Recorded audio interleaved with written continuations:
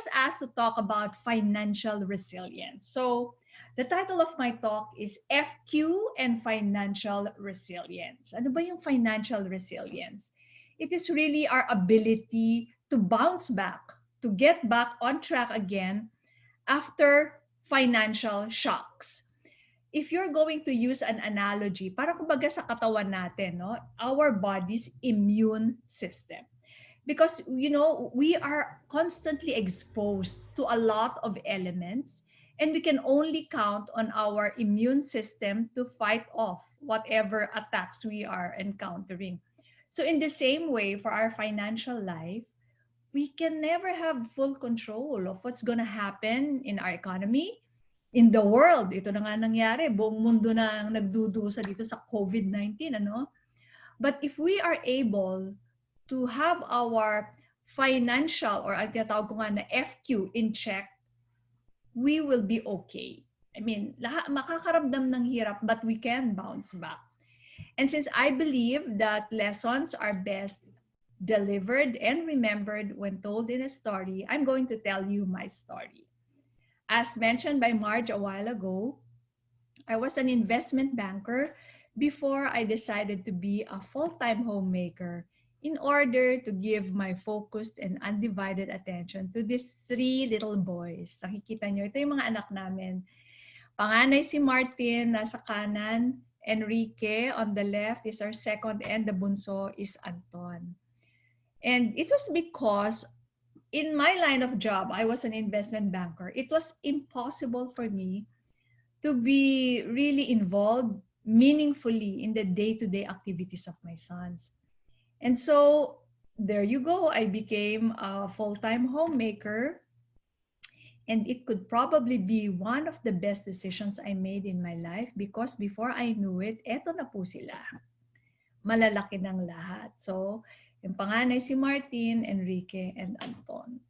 At this point in my life, I was again faced with another set of crossroads. What am I gonna do now that they're no longer in need of my tutok na attention? And I was able to find the answer in the words of a philosopher theologian named Frederick Buechner. He said, God calls us to a place where our deep gladness meets the world's deep hunger. Ang bongga, di ba? That I even came up with my own paraphrase. Normally, I would ask all the audience to read this with me. So gawin pa rin natin, kahit na nakamute kayo.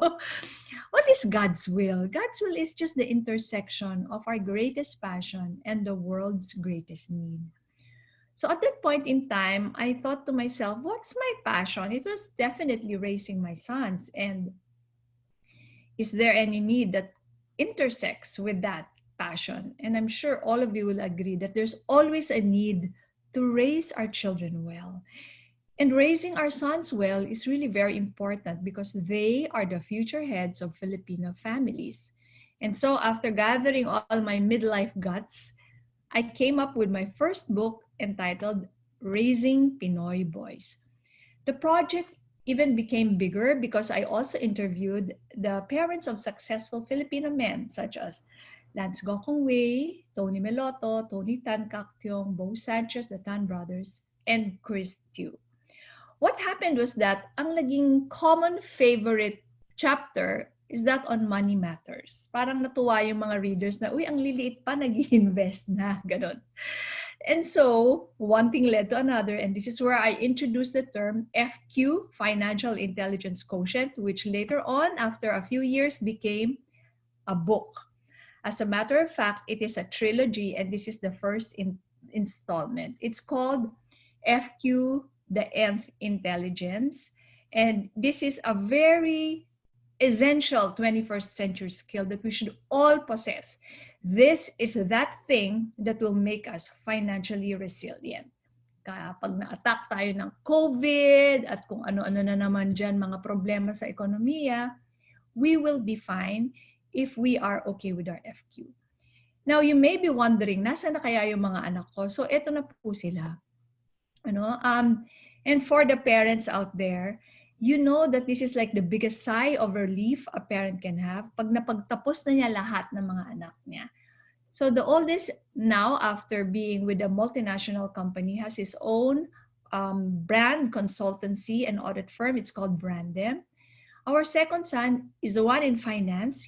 He used to be a research analyst at one of the top international brokerage companies. And he is now, well, he is a CFA, a chartered financial analyst, and he's now the financial architect of Investing for Everyone, our firm. And well, I have a marketing guy and a finance guy. I also have a semi-showbiz guy. Anton is a professional host and choreographer, a mixed VJ, and a podcaster.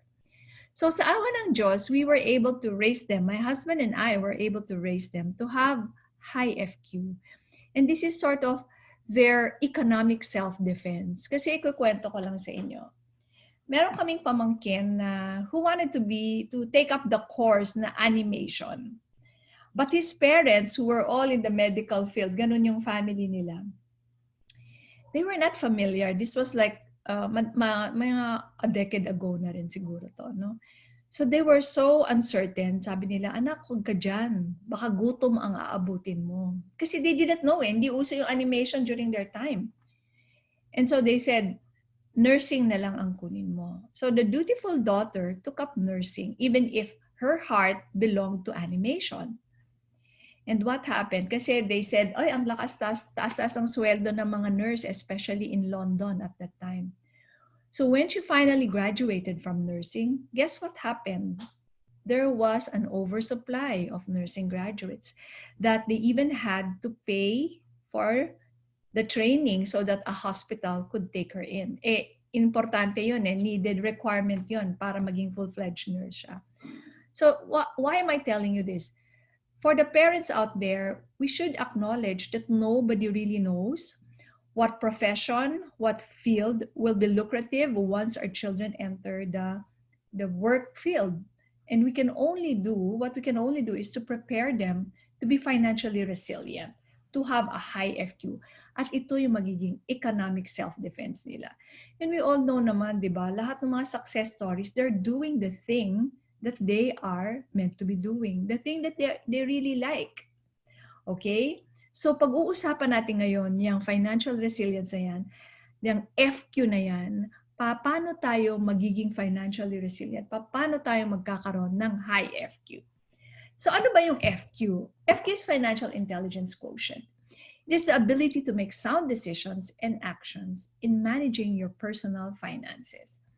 So in other words, it is the IQ and EQ when it comes to handling your money.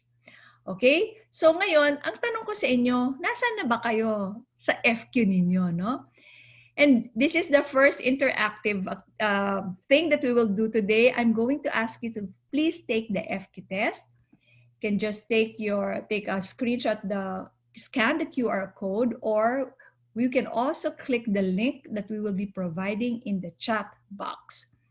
I am going to give you 6 minutes for this. Don't worry, no need for calculator at walang judgment kahit anong score ang makuha nyo. Okay, 6 minutes. So I'm going to play medyo okay na music para sa inyong brain. And when the music stops, that means pass your papers na po kayo. All right?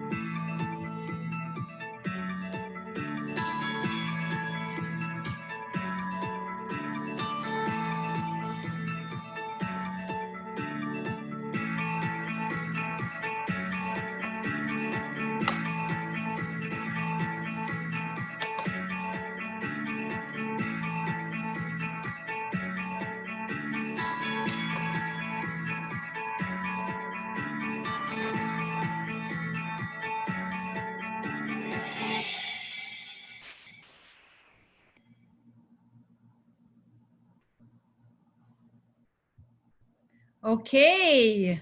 So, finish or not finish, pass your papers.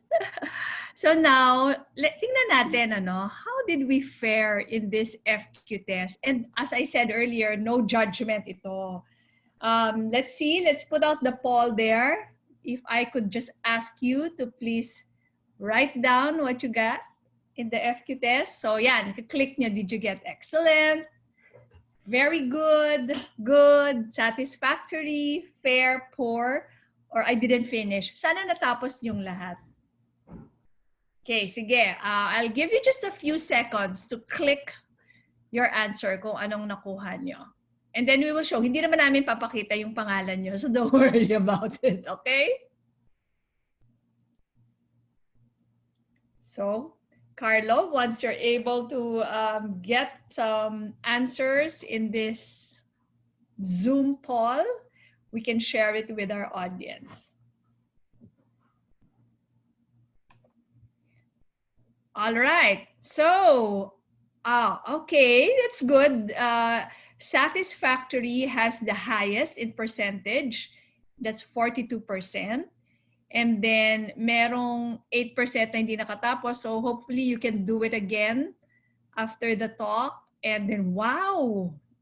We have, well, there's fair for 8% also, kapareho nung I didn't finish. But we do have 17% na good, 8% very good, at saka 70% na excellent. Palakpakan natin. Okay, so yung mga naka-excellent dyan, ha, ituro nyo kung ano yung alam nyo sa mga loved ones ninyo.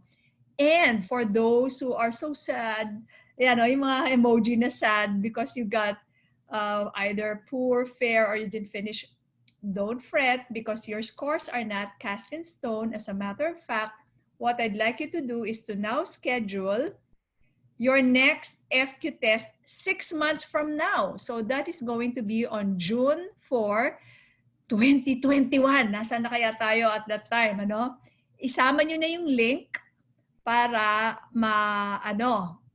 i-click nyo na lang agad. Okay?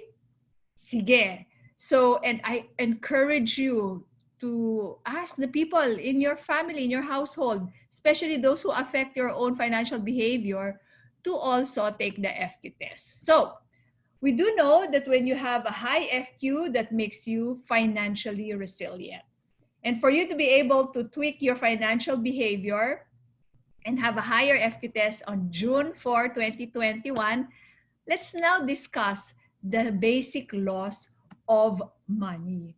And I don't know if anyone is familiar with The Richest Man in Babylon here. That's a classic which was written by George Clason in 1926. And what I did is I retold it in an easy to understand children's book, story and activity book, pero for adults also. Because it's a good reminder for us that the lessons about money, the rules that govern money are simple. So it's the retelling of The Richest Man in Babylon, and it comes in both English and Tagalog. Okay, let's go to the first basic law of money. Sabay-sabay natin sabihin kahit na naka-mute kayo. What is the first basic law of money? The first basic law of money is to pay yourself first. Makikita nyo, if you get to read the book, meron kasing si Arcad, he's the main character, and he has a mentor there. Tinatanong niya, paano ka ba yumaman? And of course, the mentor said that he always paid himself first. So tinanong niya, are you doing the same? So akala ni Arcad he was, because he was buying all these things for himself. Pero siguro mas maganda kung ikukwento ko sa inyo yung actual na contemporary times version of this Arcad and Algamish talk. In one of my big talks, marami yung audience. So I flashed the first basic law of money. Sabi ko, the first basic law of money is to pay yourself first. Anyone here who practices this? And then there's this guy, medyo matanda na siya, nakakatuwa siya, na yung mga, alam niyo yung mga bibong matatandang lalaki. Ma'am, sabi niya, I do. So I called him up on stage. Sabi ko, sir, okay, paano niyo po pinapractice ang pay yourself first? Sabi niya, each time I get my salary, I go straight to my favorite restaurant, Max, and order my favorite Max Fried Chicken. Okay. So, anyone in the audience who would know, is he practicing the first basic law of money? Sabi ko, naku po, sir, hindi po yan. Mali po ang intindi natin. What you did was not to pay yourself first, but to pay Max first. Di ba? So, yun yung pagkakaiba, no? This is really a shift in mindset. That when we say paying yourself first and equating it to saving, which we usually identify with depriving ourselves, is not really depriving yourself. It is prioritizing yourself, particularly your future old self. So dapat, bago mo bigyan ng share sa sweldo mo, yung mga kung sino-sinong supplier, yung sarili mo muna. So remember that shift in mindset, okay? Now, that equation which goes income minus expenses equals savings, palitan na po natin yan. Kasi kung ganito lagi ginagawa natin year in and year out, tira-tira lang ang matitira for savings kung minsan wala pang matitira. So kung ganyan ang ginagawa nyo year in and year out, what do you think will happen when you get to your retirement age? You will be living in tira-tira.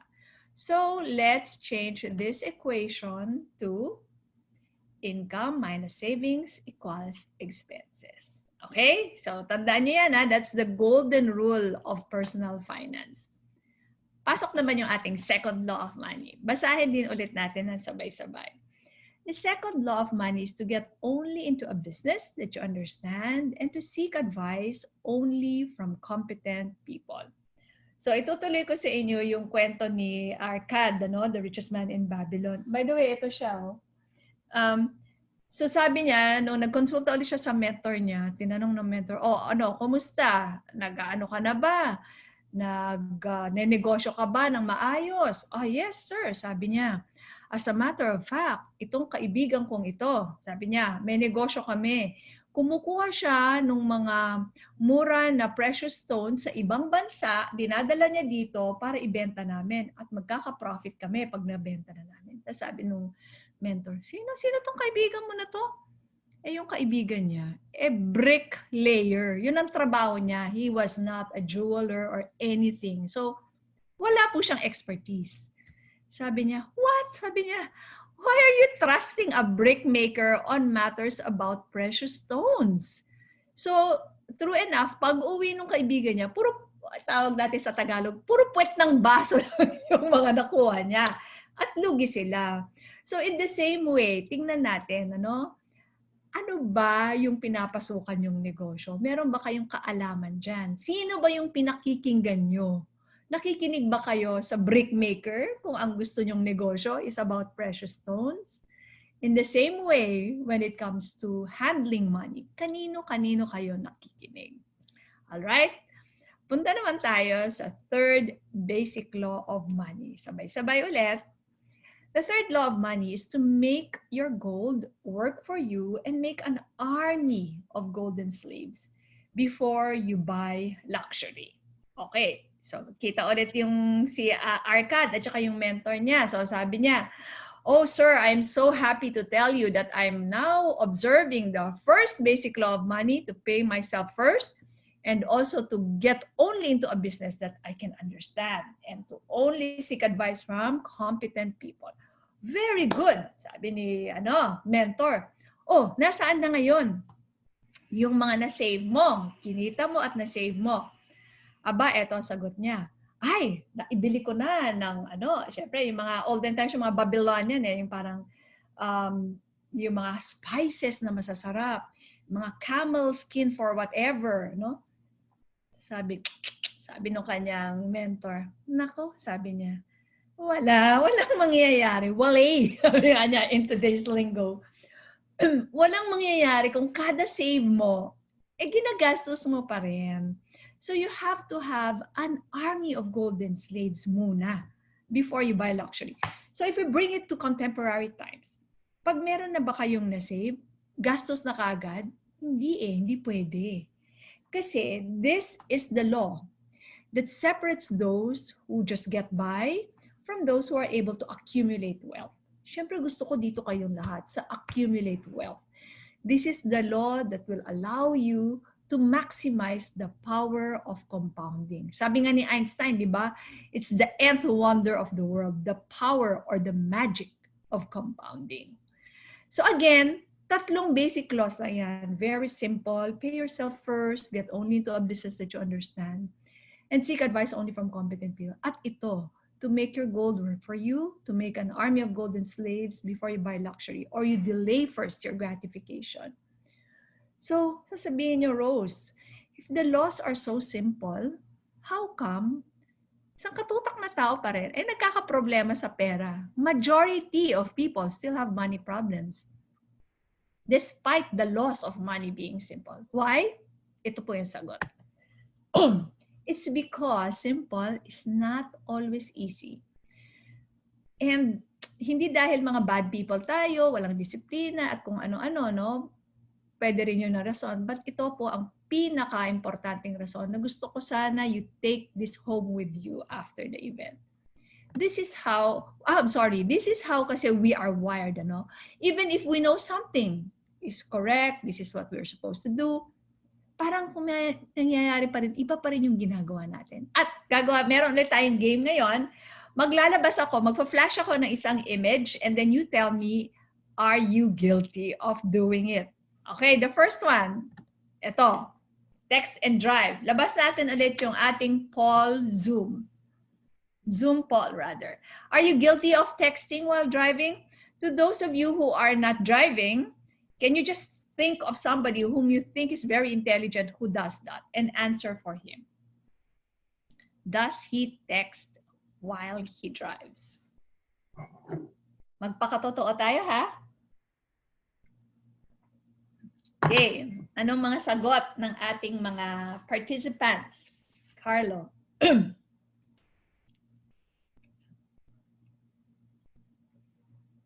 Uy, palakpakan. Talaga daw, 67% don't. And only 33% ay honest. Because if you observe, di ba, especially in Metro Manila, parang feeling ko over 90% does that. Anyway, sige, let's go to our next image. Let's flash the poll. Are you guilty of this? Eating unhealthy food. Ako, raise my hand na ako kagad dyan. Especially kung, alam mo, meron ako mga food na kinakain ko that they have to go with Coke. Like pizza, hamburger, kuminsan yung mga, hotdog, ganyan, chips. So, sagot po tayo. Are you guilty of eating unhealthy food?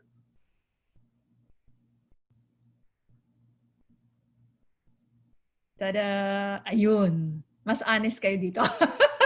So, 78% they say yes, and 22%, palakpakan ko nga yung 22% na yan. Galing nyo.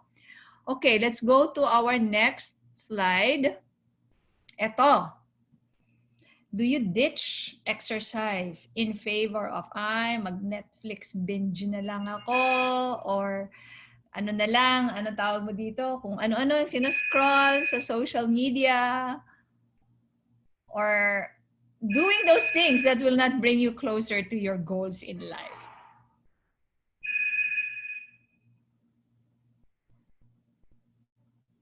Okay? Are you guilty of ditching exercise? Yeah. Ang hirap, no? 62% versus 38%. And the last one, ito na.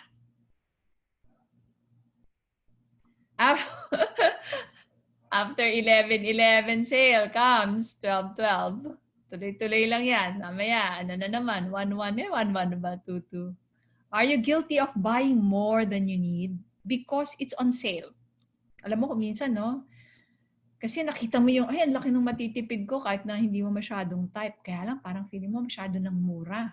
Binibili niyo po ba yon? Just because it's on sale. Kahit na sinabi mo na magsisave and invest na ako. Hoy, medyo half-half. Magaling kayo, ha? Siguro medyo, na kayo, financially aware. 48 versus 52 is actually a very good proportion. Okay, so it seems like the reason why I bring this up to you, kasi yun nga alam naman natin talaga, di ba, what we're supposed to do in the important aspects of our life. Alam nyo, hindi lang po sa pera, kahit sa pagkain, sa relationships, usually alam naman na natin. Pero hirap na hirap tayong gawin kung ano yung dapat natin gawin. And why is that? Bibigyan ko kayo ng very quick biology lesson. This is the way kasi we are wired. Ito po yung ating prefrontal cortex. Nakikita nyo sa upper right. Yan ang ating rational brain. If I'm going to give you a math problem, yan po yung part ng utak nyo na gagamitin nyo. While the limbic system is our emotional brain. Lahat ng mga 7 basic emotions natin. Fear, anger, happiness, sadness, lahat dyan na po-process. And when I ask you, what part of the brain drives behavior? Unfortunately, it's the limbic system. So kahit alam mo na hirap ka pa rin gawin. Hindi dahil masama kang tao, pero dahil ganun tayo ginawa, ganun yung ating human wiring. And that is the reason, yung malaking gap na yan, that's what we should really bridge. Hindi sapat na alam mo na natutunan mo na yung lessons. Ang layo po kasi ng knowing and behaving. And that's the gap that we should bridge. And the very reason why I use behavioral economics. When I teach about money, I teach about family. Behavioral economics, just to simply define it, is the fusion, pinagsama ng traditional economics, which always assumes na rational brain tayo, prefrontal, and psychology, which really studies kung ano yung nagmo-motivate ng ating behavior. And I am in collaboration with the father of behavioral economics himself and Nobel laureate, Mr. Richard Thaler. At kumuha rin po ako ng kurso, Understanding and Shaping Customer and Employee Behavior sa Harvard Business School last year. So, ngayon, ano bang ibig sabihin nito? Magbibigay lang ako ng a few hacks, behavioral hacks sa inyo para mas madali nyong matutupad yung 3 basic laws of money. Okay, puntahan natin yung una.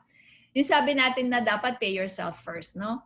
Minsan kasi ang hirap lalo na pag may sale na naman. At saka lagi-lagi naman tayong may pagkakagastusan, di ba? So this is the behavioral hack, the design that you should all implement in your earnings, in your salary. You have to automate it. You automate your saving and investing. Meron po dyan mga easy investment plan so that isang beses mo lang didesisyonan, gagamitin mo yung prefrontal cortex mo, o magkano ba dapat ang sinesave and invest ko. Yun na ilalagay nyo, may mga online na yan, at magiging automatic na po siya. Hindi na kayo mag-iisip na, magsisave ba ako ngayon o hindi?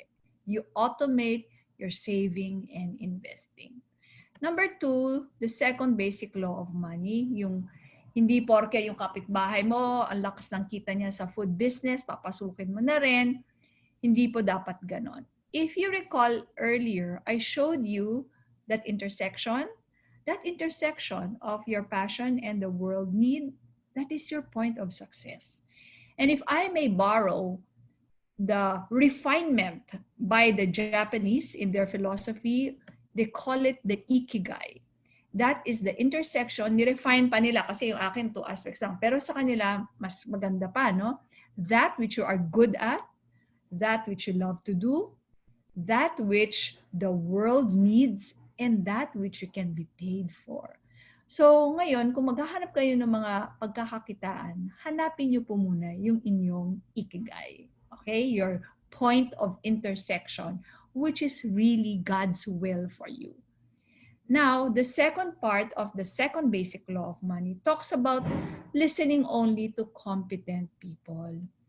So, you have to filter naman your mentors. Like me, you have to vet me. You have to look me up. Kung sino ba tong si Fausto? Ito bang mga pinagsasasabi niya, talaga bang ginagawa niya?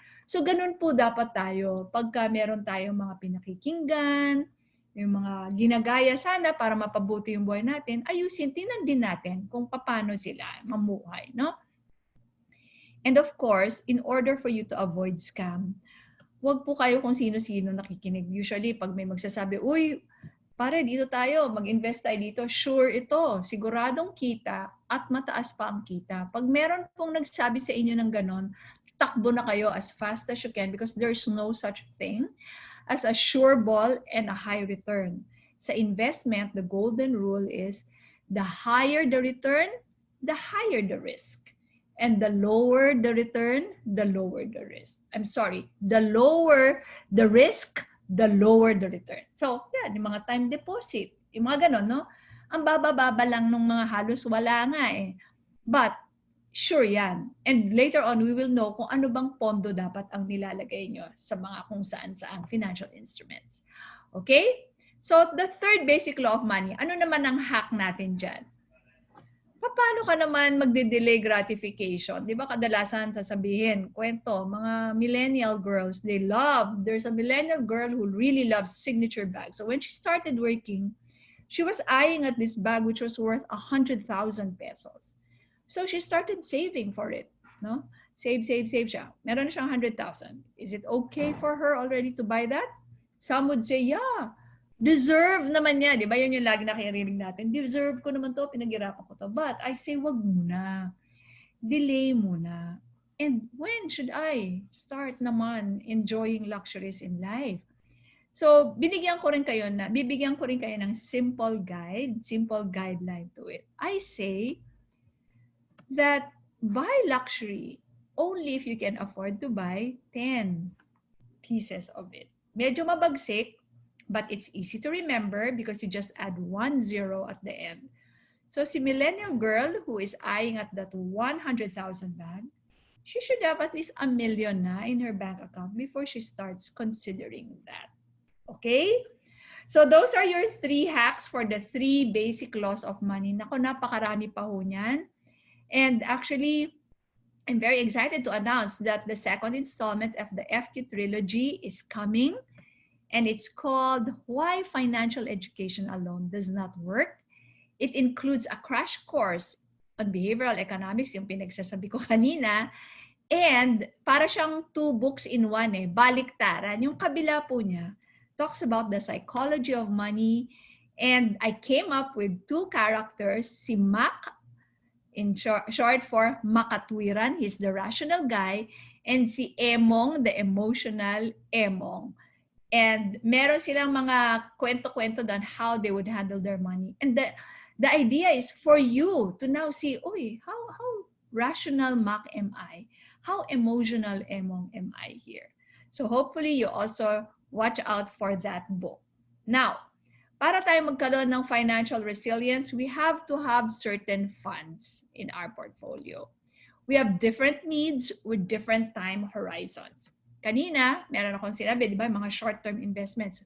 So, when it comes to time horizons, we have 3. There's a short-term, there's a medium-term, and there's long-term. Pag short-term, if you need it within the year, in a couple of years, dito lang tayo sa short-term. Medium, mga 5 years or so. Long-term, ito na yung matagalan. Beyond 5 years, 10, until you retire. So, ano ba dapat nilalagay sa ating short-term basket? Ito po yung ating working capital fund or tawag ng mga regular yung budget.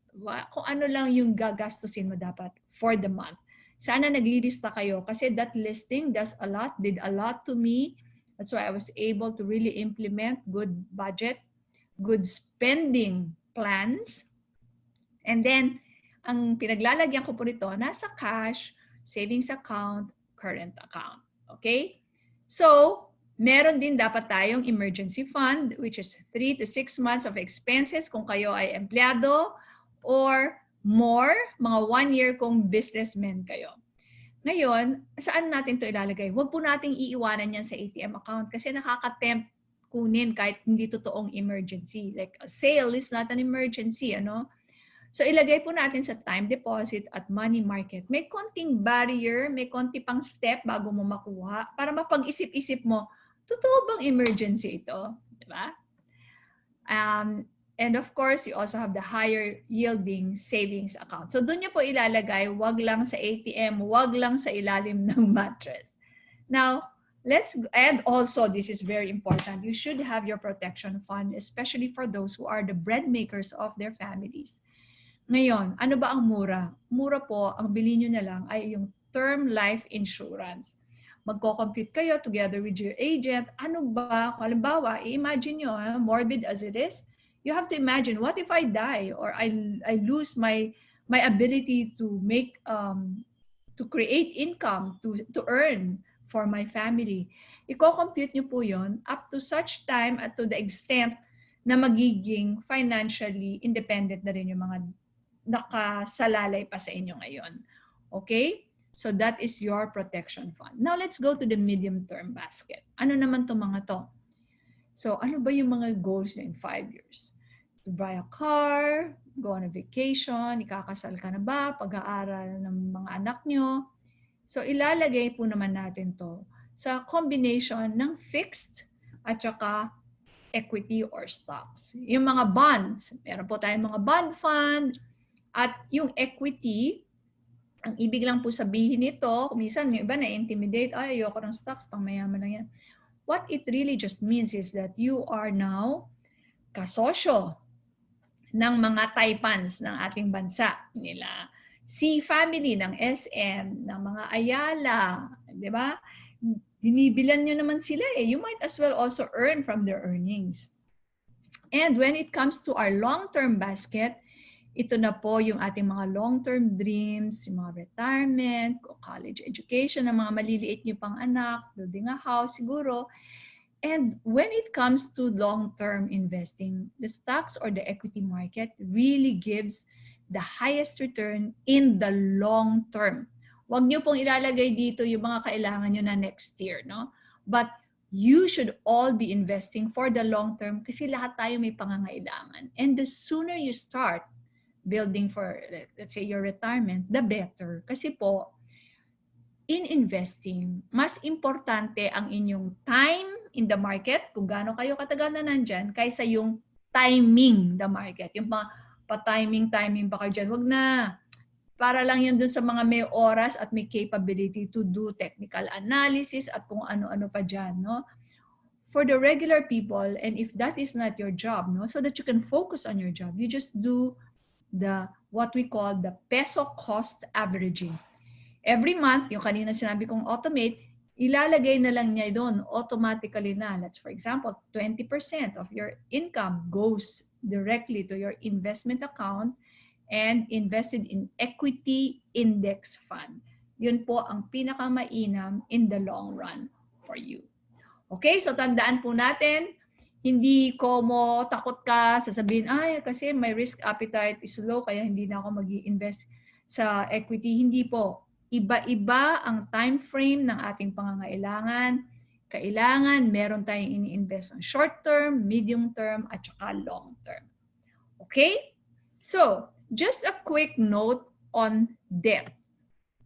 Ano naman ang masasabi natin tungkol sa mga kautangan, no? I devote one chapter in the FQ book about debt. It discusses the history and other matters. But let me just share with you that debt is really a double-edged sword, no? Siyempre, okay din yung uutang ka kung hindi mo pa kayang bumili. Especially yung mga big-ticket items like a house. Konting-konti lang naman ang kayang bumili ng bahay ng cash, di ba? Baka nga money launderer yung kaya niyang bumili. But for the regular Juan and Juana, na kailangan natin ng mortgage, ng mga housing loan, ganun. And then if your business na parang, uy, medyo nagbo-boom to, kaya lang kailangan ko ng dagdagan para makabili ako ng inventaryo. Yun, okay din yun, no? Pero tandaan lang po natin na once inabuso natin ang utang, and I think home credit always reminds you of this also, when you abuse it, it no longer empowers you. It oppresses you and you now become the slave of your debts. Sabi nga nila, ang utang, ito ang modern day slavery. Hindi na tayo wala nang slaves na nakaposas na pinagtatrabaho ng walang bayad. Pero nakaposas na yung iba sa utang. At nagtatrabaho lang na parang halos wala na ring bayad. Okay? Meron akong acid test sa debt, no? Bago yung pasukin ito. Tanungin po natin itong mga katanungan na ito. Number 1 question is, will the use of the debt improve my condition? Okay? So, kung meron kang bibilin at mangungutang ka dahil sa pagbili nito, isipin mo, makakabuti ba to sa akin?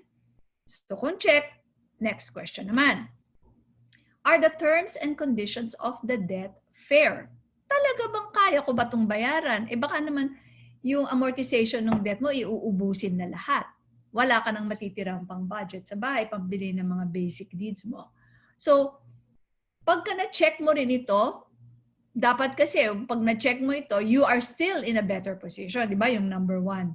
And that's a time you consider having that debt. Nako, okay na. Alam mo, mag-iisang oras na rin ako dito. No? Really, 1 hour is not enough. Ang dami ko pang gustong ikwento sa inyo, matutunan ninyo.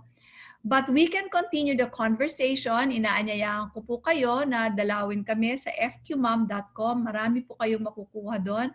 Mga articles, videos, at podcasts tungkol sa FQ at mga iba pang bagay. Kasi yung FQ laging nakadikit yan sa other aspects of our life. And when you subscribe to us, you will get a free welcome ebook entitled Why We Should All Mind Our FQ. So maraming salamat po at I wish you together with my family a very Merry Christmas. At dahil Pasko, at alam nyo kasi pag face-to-face, we usually offer our books at a good price. For this Christmas, I am offering for today, kasi para bang ito na lang yung pinaka face-to-face natin. There's a buy one take one for all FQ Mom books on orders you make today. So parang ini-imagine ko magkakasama tayo nga kanina sa isang kwarto, no? So that is my gift for you. You can just contact us. Carlo, meron ka bang ginawang QR code for this? If the QR code is not available, may I just ask you to email to fqteam@fqmom.com. Ulitin ko lang po yun, fqteam@fqmom.com. Or puntahan nyo na lang ako dito sa mga channels na to. No? Meron akong Instagram, meron po kaming Facebook page. Okidoki. So, isang maliit na favor, if you could just scan this feedback or click the link that will be provided in the chat box. Just a few questions that will help us improve. Maraming salamat and I'll be ready for your questions after you answer the feedback.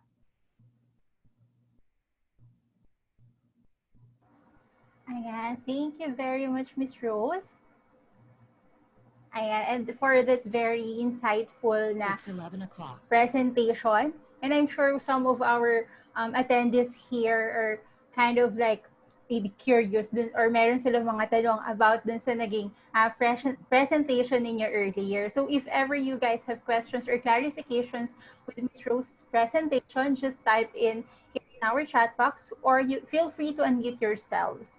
Kasi kanina, di ba, encourage tayo ni Ms. Rose to take down notes para din if ever na meron kayong mga clarifications or hindi naintindihan or curious about, this financial intelligence quotient, feel free to do so.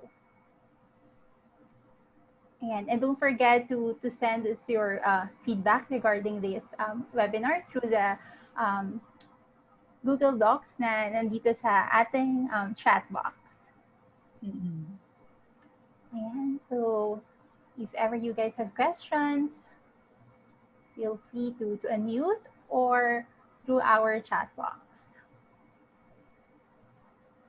Wait, can you just help me? The lolaness is kicking in. I'm not seeing anything anymore. Wala ako nakikita. Did you disable anything? I don't see even you guys. I'd like to see sana you and the other participants. How do I do You can stop sharing the screen na po, Ms. Rose. Okay. Oh, there you go. All right. So, Carlo, nakapagsagot na ba sila ng feedback natin? Carlo, are you there? Naka-mute ka.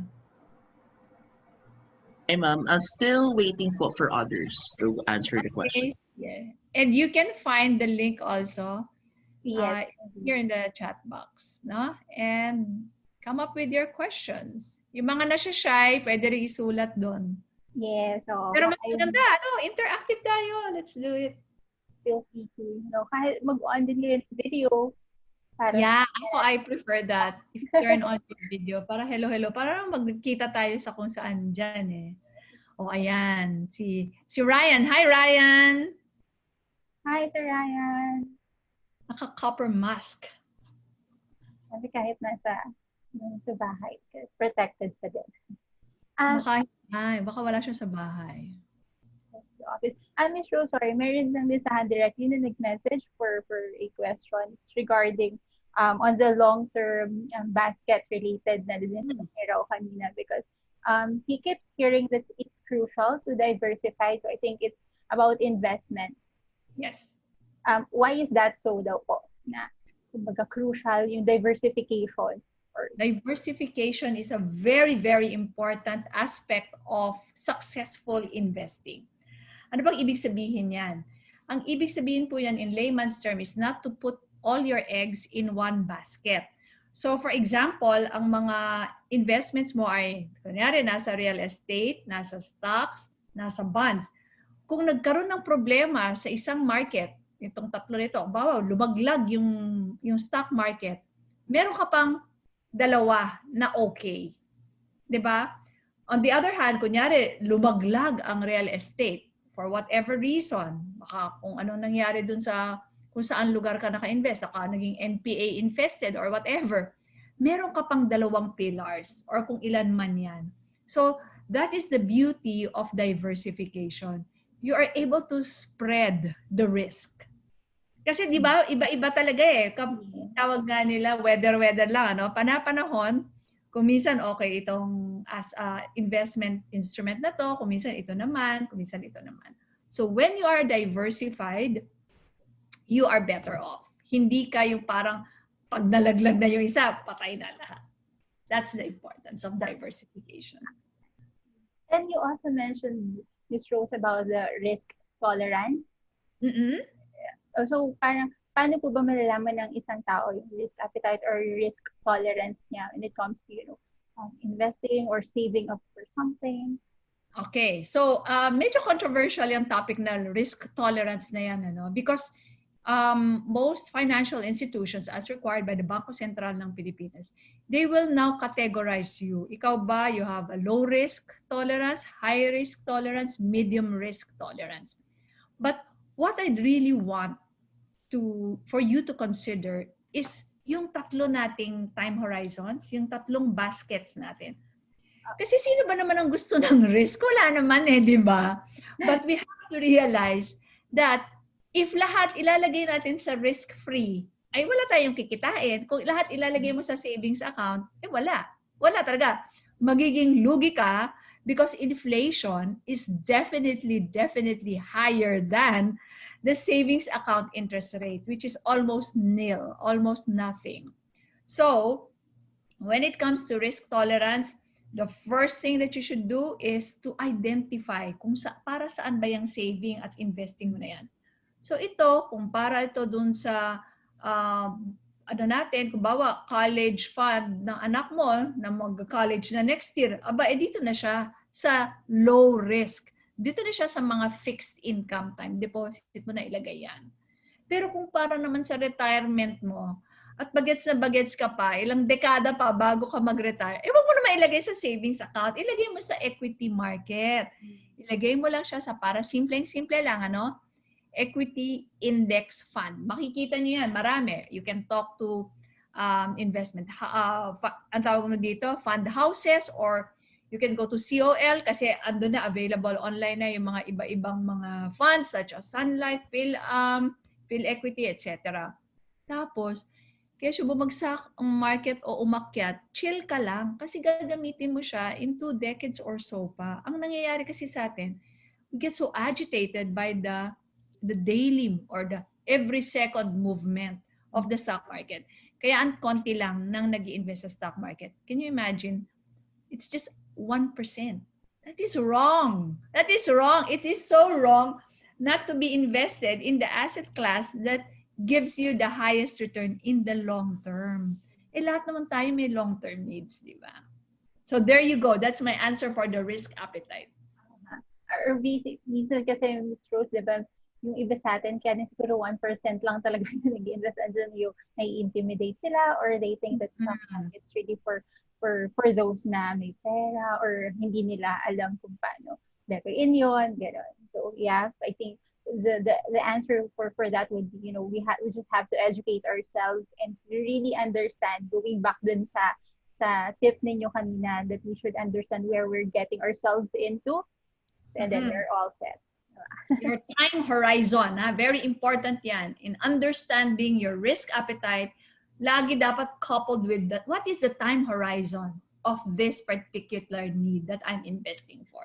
Oh, I see. Okay. So we have another question from our chat box, Ms. Rose. So, well, sabi po niya, good morning, Ms. Rose. Thank you so much for teaching us how to improve our FQ. Just a question about insurance. So, what are the guidelines that we should keep in mind when purchasing the right insurance for me and her family? Okay. Insurance. And I have to be very careful in answering this question because sometimes it is misunderstood. Maraming mga na-hurt na insurance agents. Okay?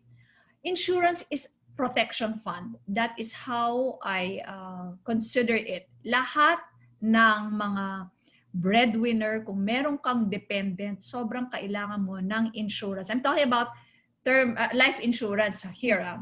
So, a father of a family na meron siya, let's say, 3 dependents, obligasyon niya na ma-insure siya. Ano? Bakit? Kasi paano kung namatay siya? Makakapag-aral pa ba itong mga anak niya? Mabubuhay pa ba sila? So yun ang poprotektahan natin. Now, there are several kinds of insurance in the market. Meron yung mga, I call tisoy, yung pinagsasama nila, yung insurance at investment. Kasi parang the selling point there is, may insurance ka na, may investment ka pa. Eh okay nga naman, di ba? But they are more expensive. It is cheaper to separate those two. Bumili ka na lang po ng term insurance mo at ihiwalay mo yung investment mo. Pero dapat lagi mo rin magko-contribute. Kumbaga magbabayad ka rin, magka-cash out ka rin dito. When you separate them, you are able to purchase these two products at a much cheaper price. So, ang nangyari kasi, kaya yung mga tao, this is the history of yung mga tisoy insurance. At the start naman talaga, ang insurance, puro term lang yan. So parang imagine niyo sa kotse, di ba magbabayad ka ng insurance mo ngayong taon na to. Kung hindi ka nabangga, walang nangyari sa'yo, wala kang makukuha. But you are buying peace of mind. So dapat ganun din po yun. Ang nangyari nun, parang ayaw nila na, ay, wala na, nag-contribute ako, wala man lang ako nakuha. Eh bakit gusto mo bang mamatay? Ganun lang yung tanong doon, di ba? But when you are able to do that, mas mura mo siya makukuha. Tapos, i-separate mo rin yung inyong investment. Alam mo, March, ang nangyayari nga ganito eh. Kasi, they are sold this product na magkasama. Na sila, nag-expect sila. Tapos, pag tinanong nila, ano na yung fund value ko? Makita nila, bakit ang baba? Bakit mas mababa pa siya kaysa dun sa actual contribution ko? Yun. So, there's a lot of confusion also there na bakit ganon? Kasi hindi nila naintindihan. Eh pero pag hiniwalay mo silang dalawa, klarong-klaro sa'yo, ito, I will be protected anytime. Tapos ito yung kumikita na pwedeng bababa pansamantala, pero mag-aahon din later on. So the answer to your question is please see somebody na hindi lang commission ang kanyang intention. Somebody who may mga magagaling naman at mga very conscientious naman na mga insurance agents dyan. And ask them, can you just quote for me a term insurance? Mm-hmm. And then if he's also eligible to sell to you yung mga investment products nila, just separate the two. Oh, I see. So parang if ever para hiwalay po yung protection fund and the investment fund, that would be much more ideal. Okay. Thank you, Ms. Rose. So again, another question from Angela. Kailan daw po magandang mag-start at mag-invest? Kahapon. What I always say, especially for parents of young kids, no, you know, you start them young, very, very young. Kwento ko sa inyo kung anong ginawa namin sa kanila noon. When they were born, we opened their bank account. Tapos, doon na namin nag-deposit yung mga angpaw, yung mga, minsan may mga nagre-regalo ng cash, di ba? Hindi na namin kinomingle with our funds. So, since bata pa naman sila, hindi pa nila kailangan yung pera, at sa awa ng Diyos, we could still fend for their needs, we invested them. There was a time, ang ganda-ganda ng return ng mga fixed income instruments. May mga double your money in 5 years. Ibig sabihin nun, yung mga instruments that give you 15% per annum. Pero ngayon, wala na po yun. So, nung nawawala na yun, nilagay namin sa equity yung mga pera nila. When they started asking about money, we could show them something. Hey, this is what you have already. May balance sheet na yung mga anak ko kahit nung maliliit pa sila. So, ganun din ang gawin nyo. Now, if you were not able to start that early, ngayon na. The next best time to start is now. Ngayon na, gawin mo na. Wala nang ano, yung mga alibay pa na, tsaka na, pag meron na akong extra. Ang investing po, hindi po naghihintay ng extra yan. It should be started. At the sabi ko nga, latest sana to start saving for your retirement is on the first day of your work. Yung first sweldo mo, meron na nakahiwalay. We cannot count kasi on ano na SSS, GSIS, hindi na po sapat Lalo na sa SSS, napaka-konti lang na makukuha nating retirement doon. Tapos, sa mga companies naman where we work with, palipat-lipat naman ng mga tao di ba? So, there's really not enough time para kumita yung inyong retirement fund. Oh, I see. Okay, another question is Rose, diniretso na lang din niya on my account. Should we tweak our investment strategy raw po ba as we age? Should we what? Should we tweak? Oh yeah, of course. You should. Merong isang very rough guidelines si John Bogle. He is the father of mutual fund investing, of equity index investing rather. Ang sabi niya, kasi mahilig din sa equity investing it is your age, it's 100 minus your age, yun daw ang nakalagay sa equity dapat. Okay, so apparently, syempre, obviously, he's a champion for equity investing. The passive way, hindi yung nagtitrade actively, hindi. So, di ba, halimbawa, ikaw ay, how old are you? 30, Kunyari, 30 years old. So, 100 minus 30, 70. So, 70%, yun na kanyang recommendation. 70% naka-invest sa equity.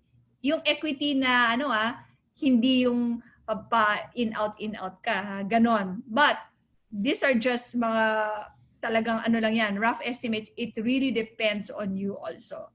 But what it just says is that the younger you are, the more time you have to hold on to your equity investment. So the greater the percentage you can afford to be there.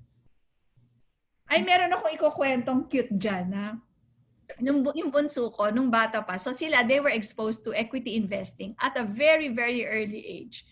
Tapos one time, when we were talking, grade school pa lang siya noon, sabi niya, Ma, I think I want to put all my money in the stock market. Tapos sabi ko, oh, why? Sabi ko sa kanya, di ba you know that there are risks also in the stock market? Tapos ito yung sagot niya.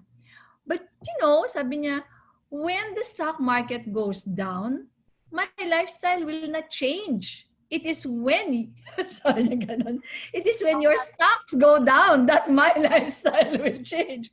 So, yun na nga ang daming mga tao, mga magulang there was one reader who said na mali daw yung sinasabi ko at sinasabi ko daw yung pera ng bata ilagay sa equity market, sa stock market. Dangerous daw yun. Parang sabi ko, this is the answer. Your child has a bigger appetite for risk, a longer time horizon na pwede niyang pakitain. Pero kami, mas maikli kasi we were already, right now, we're already in our 50s. So, yun. Ganun yung, siguro yun yung magandang tandaan natin, Kung ano ba yung kaya ko na i-hold ko lang muna dyan. Na hindi ko kakailanganin na, halimbawa, kakailanganin ko ngayon, ibagsak yung market, di ba? Wag po yung perang yun ang ilalagay doon. Oh, I see. Speaking of, hindi nga masyadong maganda yung market, yan, meron pa nagtatanong, is it really safe or good time for them to invest, even pandemic daw po? Of course. Alam mo, successful stock investing is you buy low and sell high. Unfortunately, if you remember kanina yung ating biology lesson, di ba, yung prefrontal cortex at saka yung limbic. Si limbic yung nananalo eh. Takot si limbic, kaya baliktad yung ginagawa niya. Kung maakyat yung market, nakikiunahan na bumili. So, buy high, tapos pag bumagsak yung market, taranta siya, sell low, which is the exact opposite of how to make money in the stock market. So, ang panlaban nyo po dyan, gawin nyo ng automatic. Makyat, bumagsak, ang market continuously, we call this the peso cost averaging, continuously nag-i-invest lang yung pera nyo automatically. You are now protecting yourself from your limbic system. I see. And another question, what would be the best or recommended investment instrument daw po ngayon for beginners? For beginners, this is for your long-term investing, equity index fund. So for those who might want to just try, you check COL kasi siya yung pinakamarami sa platform niya. Marami kayong mapagpipili ang mga index funds po doon. At saka ito na yung mga vetted na po ito. Hindi na yung mga kung sino-sinong mga pagbibigyan nyo ng pera nyo. Mga legit na po yung mga yan. Equity index fund. Ano bang ibig sabihin ng equity index fund versus an actively managed fund? Yung actively managed, may fund manager na pinipili niya kung saan niya gusto mag-invest, iba-ibang company. Yung equity index fund, sinusunod lang niya sino ba ang top 30 companies in the country na nakalist. Yun lang ang binibili niya.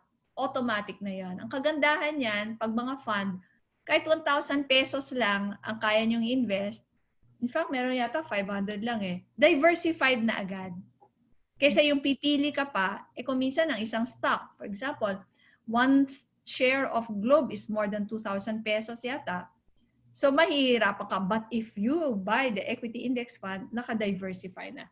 Top 30 corporations pa. Ayun. Thank you, Ms. Rose, for the question. So, if ever meron pa kayong other questions, just feel free to unmute or kung nahihiya kayo through our chat box. From Ms. Salven, from Ms. Trias, she asked if this webinar will be viewed in our internet, in our SharePoint. That, yes, we have recorded this webinar, so we will also upload it in our share. Nahingi ako ng copy, Marge, ha? Yes, sure po. At saka pala, meron akong request sa inyo ng yung mga naging favorite takeaways nyo, kung meron kayong na screenshot or kahit from your memory, baka pwede nyong i-share para yung ibang mga nasa social circle nyo matuto rin at itag nyo rin po ako. Kasi alam nyo, yun yung food for the soul namin eh, mga nagtuturo ng ganito. Pag meron natututunan, gusto namin talaga pay it forward, pay it forward. So yun ang request ko Please tag me showing me your favorite takeaway from this session. Ayan. Speaking of takeaways nga po or mga tips, if there's just one thing or best tip na pwede nyo daw pong i-share sa amin ngayon, what would be it? Okay. If there's, kung halimbawa, isa lang talaga, no? It's the first basic law of money. You pay yourself first and idagdag nyo na yung behavioral hack, automate it. Automate. Automatic na dapat, wala nang iniisip. Parang tax na, wala ka nang lusot. Sabi ko nga bakit ba yung tayo, natatax tayo at least 20-30%. Sa atin, we're not even allocating that for ourselves. So, that's why I say at least 20%, sinisave and invest, and you work your way up. So that when you reach your midlife, you're saving anywhere from 40 to 50%. And that will give you now a rather comfortable retirement. Based on experience yan. Pay yourself first. Ayan pala. Yung pinaka sa main tip. And automatically, digdig niya yan. Ayun, parang wala nang iisipin. Oo. Oo, automated na lahat. Again, so if ever meron pa kayong questions, and we also encourage you guys to send your feedback through the link on the chat box then. So para we would know what would be the things we can improve, or meron kayong mga suggestion then on topic, ganyan, and how do you see this webinar. So feel free to share your insights then through our feedback form. Uy, may mga tiga Baguio pala. Do you know that I'm Ilocana? Oh. Naimbag nga aldaw kada kayo amin. I wanna go to Baguio nga eh. Pero iwan pa ba? Dati requirement ng tampuan. Oh, there's this another question po from Angela. Saan po mas maganda mag-invest? Sa MP2 ng pag-ibig or sa stock market? Ako, mas comfortable ako sa stock market and through equity index fund. But you try to also look at that kung ano yung mga return na binibigay sa inyo at yung safety. But based on experience, I do invest. I've been investing in the stock market for so many decades now. But not the type na nagta-timing. Ang trato ko po sa stock market ay nakikisosyo ako sa mga Zobel, sa Ayala, sa mga C ng SM at lahat pa ng mga ibang top corporations. And these are the companies that we patronize, di ba? Binibigyan natin sila ng earnings. We might as well take part in their earnings as well. Speaking of stock market, po, would you mind sharing kung ano yung mga best sa market, kung saan po kayo i-invest when it comes to stock market? Anong pipili? Okay. I would always look for companies with good track record and matinong management. However, and mas nagawa ko nga ito no, naging homemaker ako kasi meron akong oras magbasa at saka I am trained to do that because I was an investment banker. I knew how to read balance sheets, cash flows, ganyan. Pero pag sa ordinaryong tao, I don't expect you to be doing your own stock picking. Wag na. Ang gagawin nyo lang talaga, para na ako sirang plaka, equity index fund lang talaga. Equity index fund, wala na mga emotion doon kasi just the top 30 corporations, doon lang niya ini-invest yung pera mo.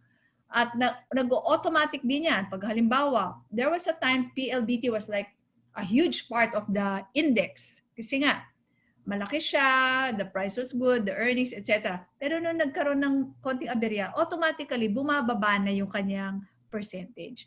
These are the things that are already automatic at hindi natin pwedeng sabihin na mas magaling ka pa kaysa dyan. And kumbaga, results show that equity index funds give even higher returns as compared to those which are actively managed in the long term.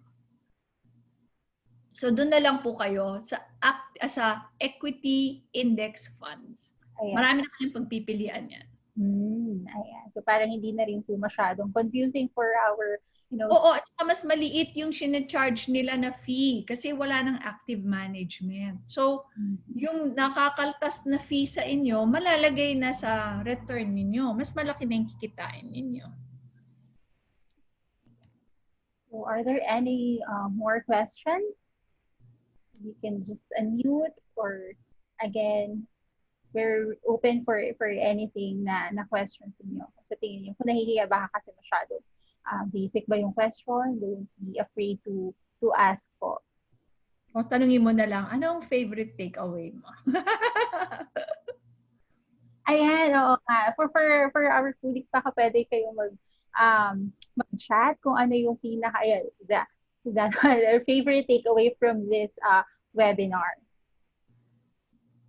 Ako kasi Ms. Rose, sobrang helpful yung na-share ninyo na behavioral hack para din, alam mo yun, very convenient din for us para to shift yung mga ganung mindset. Yan nga, kagaya na banggit niyo, kahit simple, dahil sale lang yan or 11 or 12 sale, hindi naman kailangan, di ba, mag-spend ka agad. So the behavioral hacks helped me. So kayo, ano ba yung pinaka-favorite ninyong takeaway for this morning?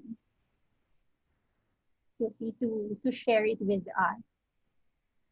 Kasi, ayan, from all over. From Miss Ria, she said, pay yourself first. Yun din, Miss Rosie, yung talagang tumatak sa kanya. It's really one thing na, di ba, pwede natin talagang, dun talaga tayo pwede mag-start to have a discipline, to pay ourselves first. Ano pa, baka meron pa yung ibang takeaways from yung mga friends natin from Baguio, from La Union, from Jensen, meron din tayong friends from Jensen who's attended this webinar. Pag nag-take pala kayo ng FQ test nyo sa June 2, 2021, give us feedback how you're able to improve your FQ score and what you did. That will be very great. Just in case, I think na-share din natin dito sa chat box yung link for the FQ test. Yeah. So, ayan, pwede natin siyang i-take. Or you can also share that with your friends, relatives, colleagues, diba? Para oo, diba? Anyway, on our social media, hilig na hilig tayo dun sa mga who is the celebrity that you look most like? Yung mga ganyan. Nako, wag na mag-FQ test na lang kayo. May kahihinatan. Ayan. So, ayan, sinare ulit namin yung link for the FQ test. So, you can also share it through your social media or message your friends, family, your relatives. Ayan. So, are there any other questions or kung meron pa kayo favorite takeaways for this morning? Ano ba yung tumatak sa inyo?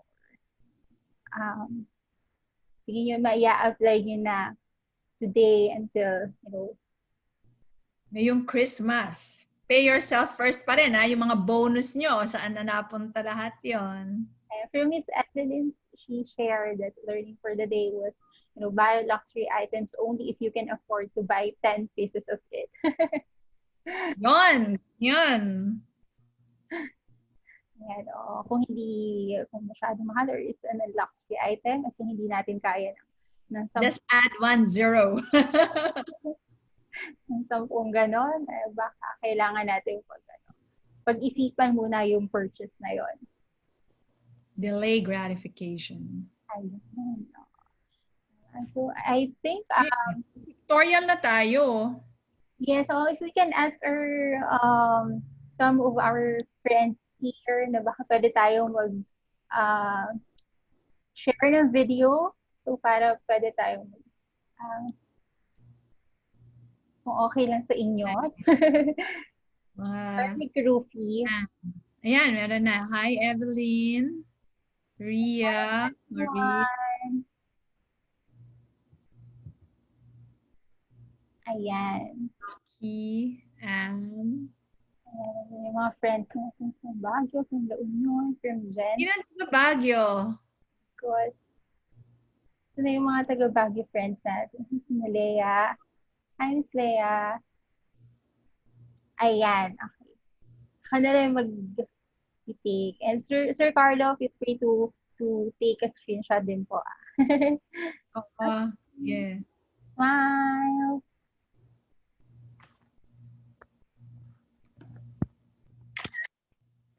Ilang pages kaya? Oo nga, sa pages. Okay, another.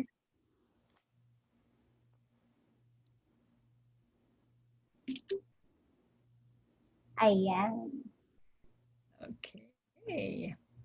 Okay, again, thank you everyone for taking some time to join our financial literacy webinar with Miss Rose. And again, Miss Rose, thank you din sa pag-share ng inyong insights and of course, knowledge with our participants this morning. It really helped us, para mas ma-improve pa yung financial literacy knowledge or financial knowledge ng lahat, and with your hacks at mga tips on how we can, bounce back from all the setbacks that we're currently experiencing. And if ever yun ding mga tips niyo is, I'm sure makakatulong sa bawat isa sa amin, just in case meron pa tayong mga, unforeseen circumstances in life, hindi na tapos. But I'm sure makakatulong yun sa aming lahat. And I hope everyone, ayon, you got to learn a thing or two from this webinar. And ayon, just in case na meron kayong questions, feel free to visit Miss Rose article and page. And just in case, she's very accommodating din sa mga questions then, if ever you still have. Again, thank you again, everyone. And Miss Rose, maraming salamat din po sa inyong oras. Okay, bye. Merry Christmas to everyone. Happy weekend. Yes, happy Friday and happy weekend.